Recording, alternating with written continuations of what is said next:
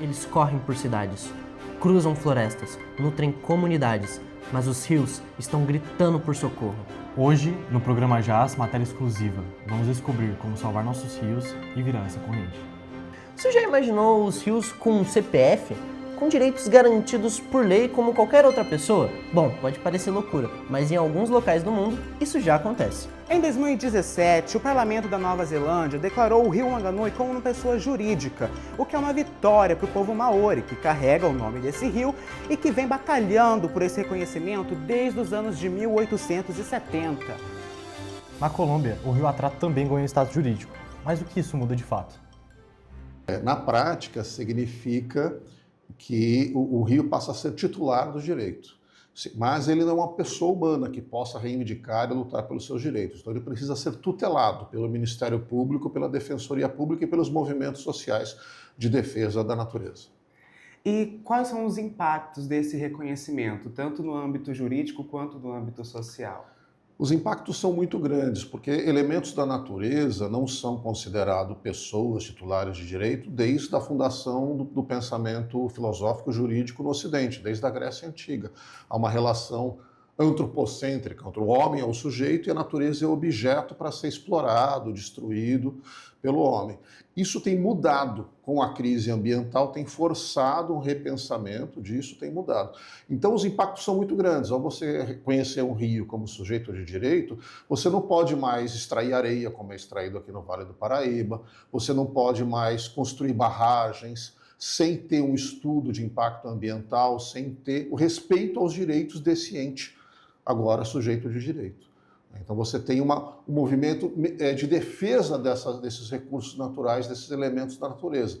Eles passam a ser pessoas não humanas. A urgência é para ontem, né? Porque o aquecimento global acelerado pela Revolução Industrial desde o século XVIII, esses desastres ambientais todos que a gente vem vendo pelo mundo, né? De cheias, de secas, crise hídrica, falência hídrica, agora é muito urgente essa mudança de paradigma filosófico, esse respeito à natureza, esse respeito aos rios. A gente teve o desastre ambiental maior do Brasil, que foi no Rio Grande do Sul, que é o estado brasileiro onde os biomas foram mais destruídos. Lá são os pampas. Então os pampas estão totalmente cobertos por plantações de soja, de arroz, de trigo, de algodão. E não à toa a natureza ela reage de alguma forma, e a forma de reação foi o desastre ambiental que combinou com a enchente, com várias mortes, com várias destruição de bens, de fazendas, de casas, né, das pessoas todas. Que nos afeta diretamente, né? Diretamente.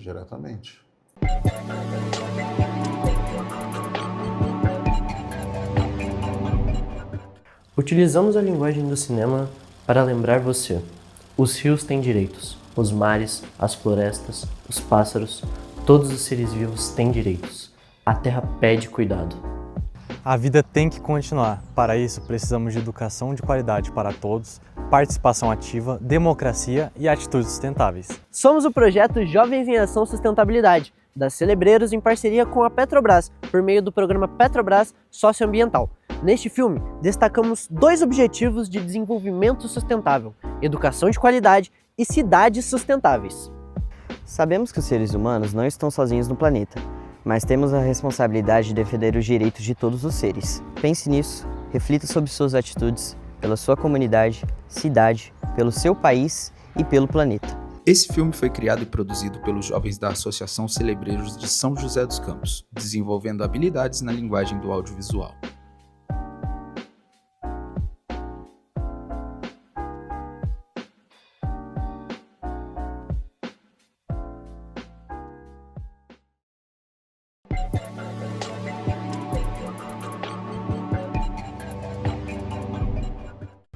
Mesmo diante de tanta destruição, há uma maré crescente de resistência, e ela vem das margens.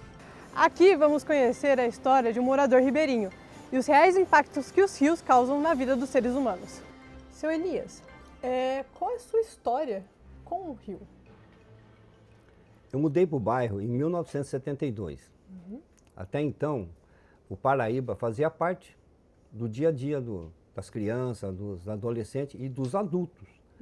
Que no Paraíba a gente pescava, andava com boia e nadava quase que o dia inteiro. E outra atividade que era muito comum na época era caçar rã. O pessoal caçava muita rã, muita mesmo. O Paraíba era a nossa vida. Desde... Na minha casa, a gente criava coelho. Essas lebres, né? Lebre, essas orelhudas aí, né? E toda manhã, 7 horas, 8 horas da manhã, eu entrava no Paraíba para cortar mato pro coelho. A gente não dava ração, cortava mato. Eu entrava até a água chegar no umbigo, mas era uma coisa comum, não me incomodava nada. Chegava em casa, dava comida pro coelho e saía pra rua.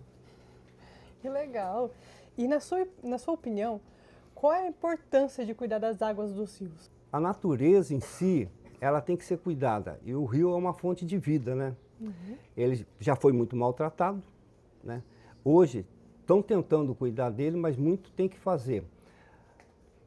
No final dos anos 70, teve uma poluição muito forte, né? As fábricas lançavam muito produto químico e a flor da água do Paraíba fez um óleo, né?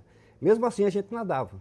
Chegou ao ponto de faltar oxigênio para os peixes e os peixes começaram a se debater.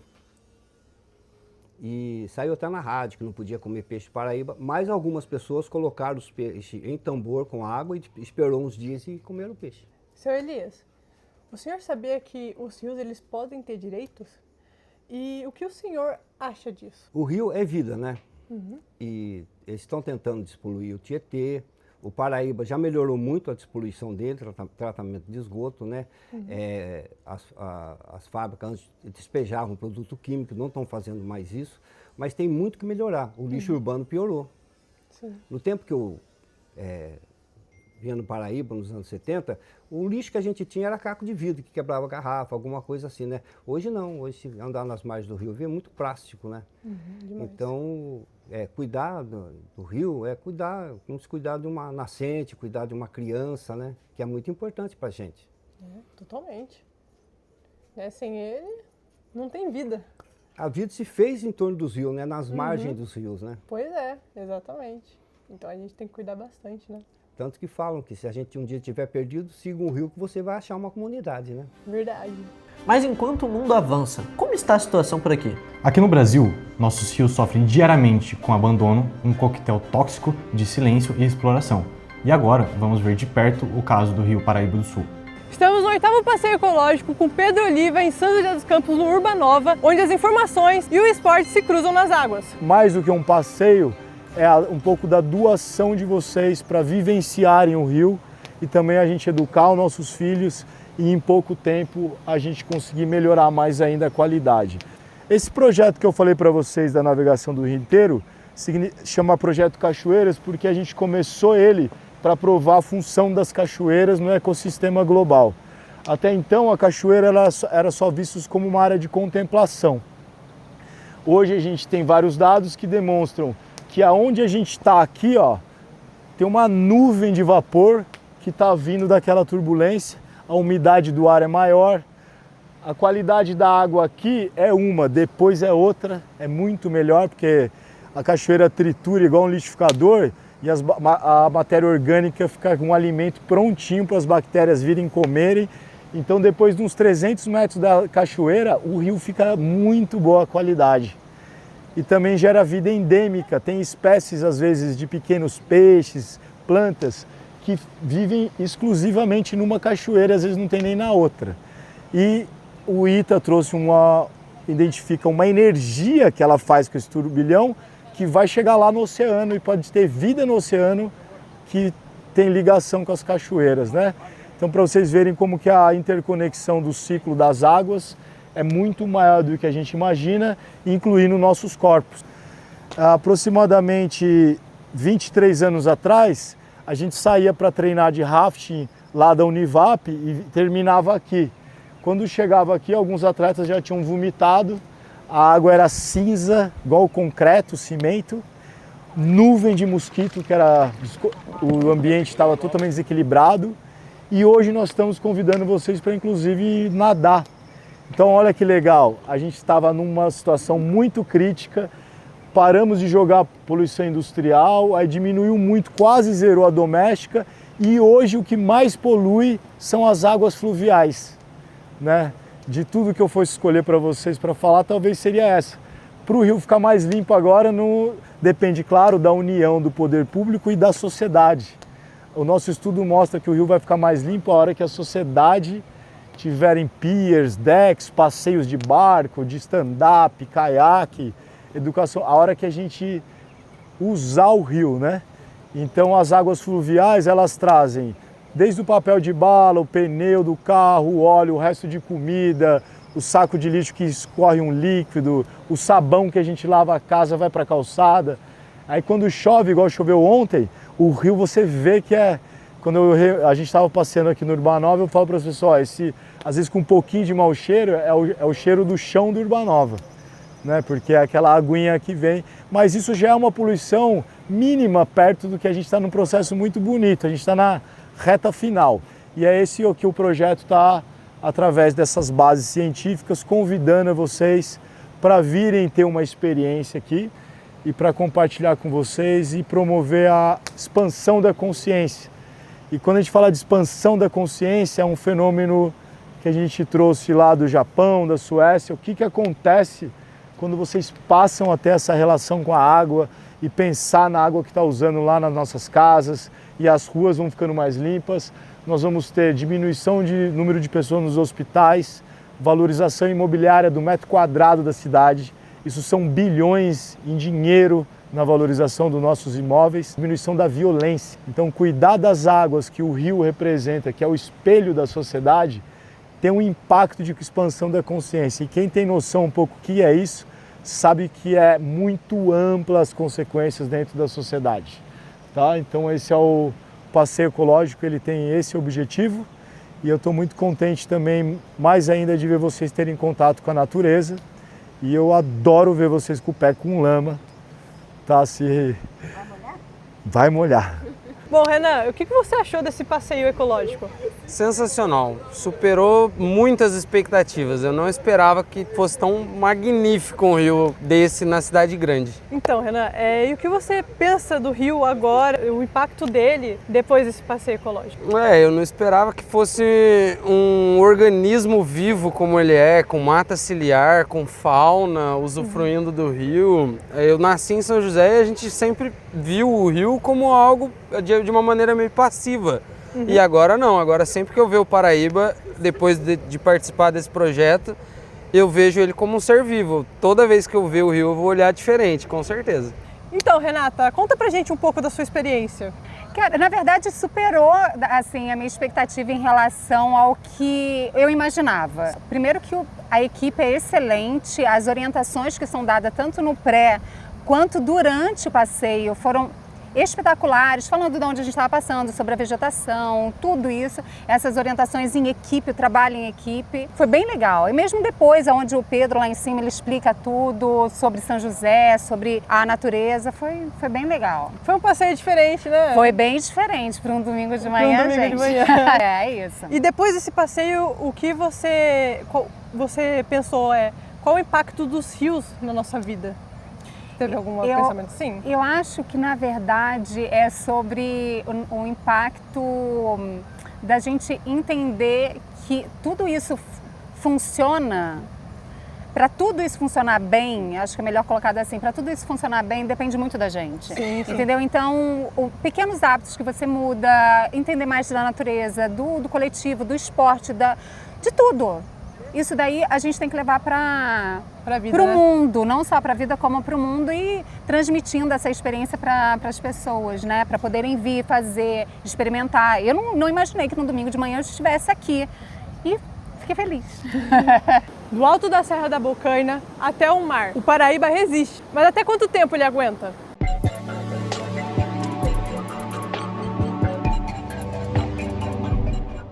A Celebreiros nasceu no espaço público, em São José dos Campos, na celebração do renascimento da poesia e da arte. São mais de 25 anos criando e promovendo pontes de autoconhecimento para o bem-estar coletivo e justiça social.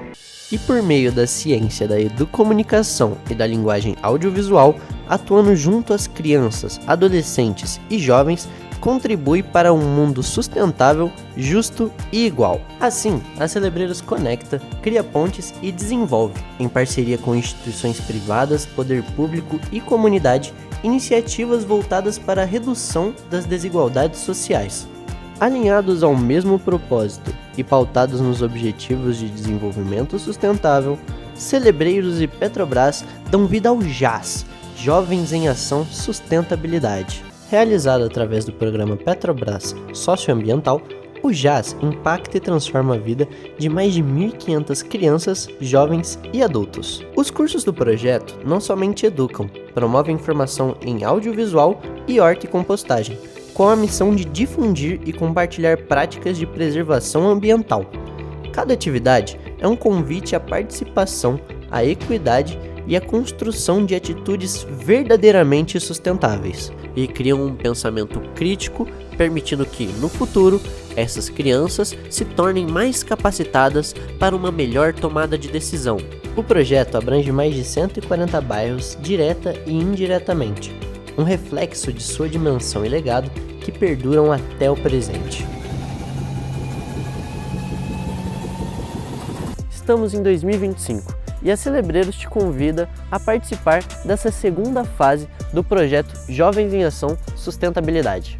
Nessa nova fase, o projeto continua a fortalecer os jovens para que eles protagonizem mudanças. Por meio da educomunicação, do audiovisual e da gamificação, o projeto vai colaborar ainda mais com a transformação social.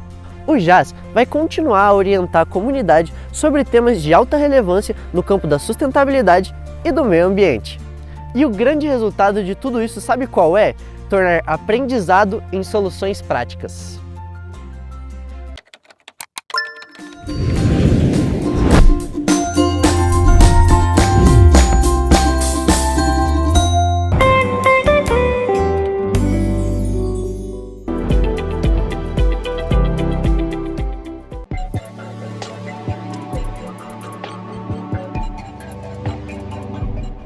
Se tem alguém que conhece os rios como ninguém, é Pedro Oliva, canoísta, documentarista e ativista. Ele já desceu os rios mais extremos de todo o mundo e hoje em dia utiliza de sua voz para proteger cada correnteza. O que os rios te ensinaram durante a sua trajetória? O rio ele é interessante, né? Que a união do esporte, a ciência e as experiências ao redor do mundo, eles ensinam tanto de uma forma com mensagens filosóficas, tanto quanto a ciência também dá uma base muito interessante, né? Acho que se eu fosse escolher uma mensagem nesse momento, o rio me ensinou que ele tem um poder de nos unir, né? O rio ele não tem lado, não tem partido, não tem ideologia, a água ela é compartilhada entre todos, é o elemento mais importante do planeta. Aqui o Rio Paraíba, por exemplo, uma cidade entrega as águas para a próxima cidade. Sim. Então a cidade anterior que consome e utiliza o rio, é muito importante ter esse espírito colaborativo.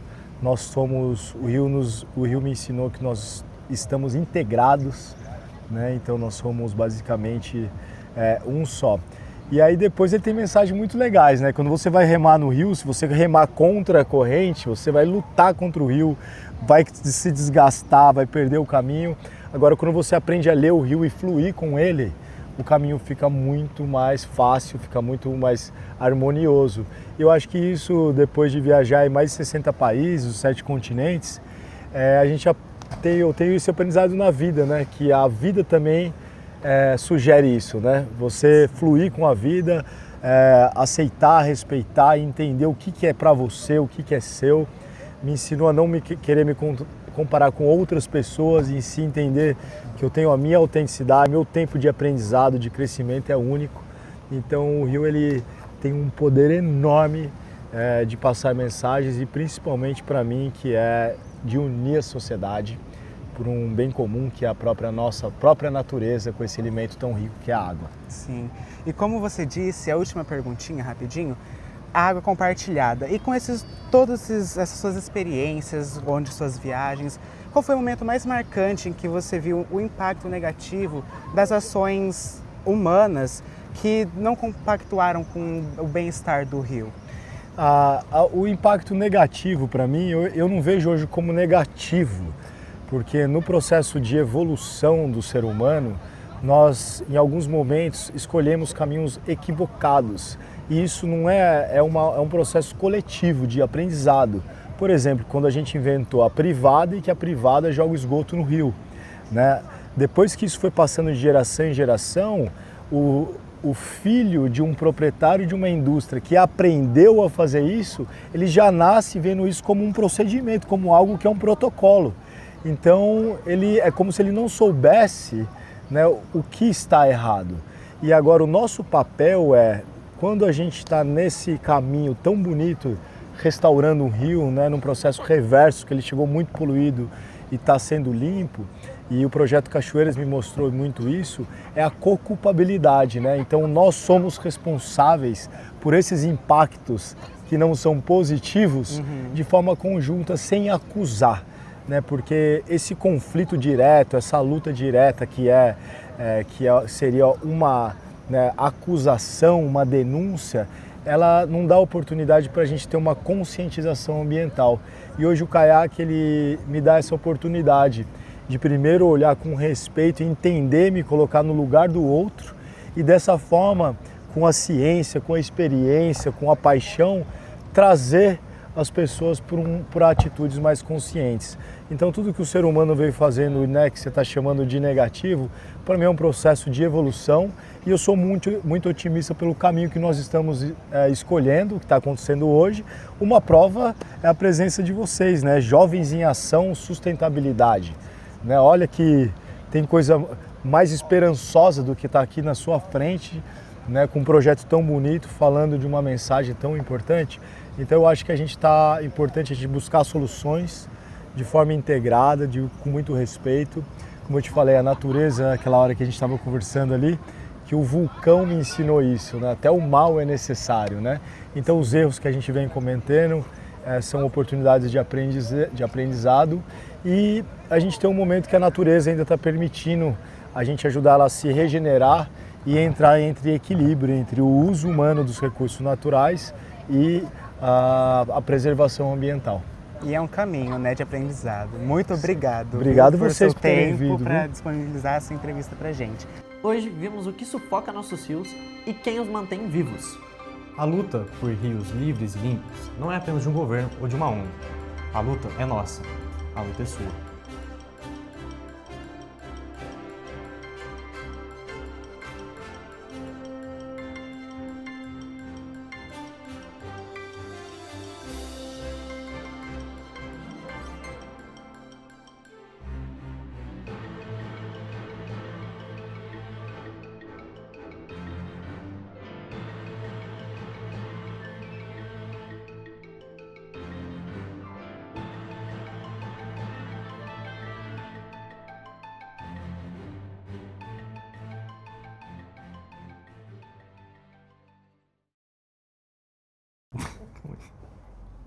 Começou bem.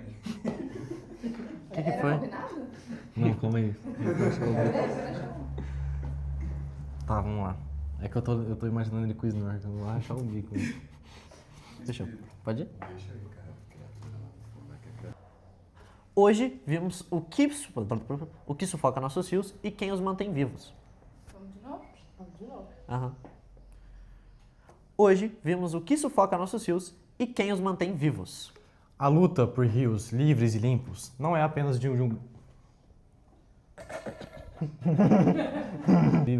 A luta por rios livres e limpos não é apenas de um governo ou de uma ONG. É nossa, é sua. Eu acho que não é nossa. É nossa. É nossa, aí você já... Dá o texto todo na sua cola. Só... Não, calma aí, só... Não, calma aí, só...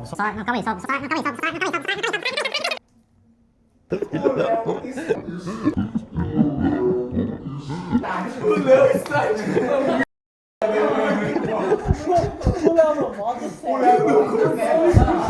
Ah, não dá pra eu ficar suave, porque eu tô segurando muito. Eu tô segurando muito pra não rir, cara. Tá muito bom, fica assim.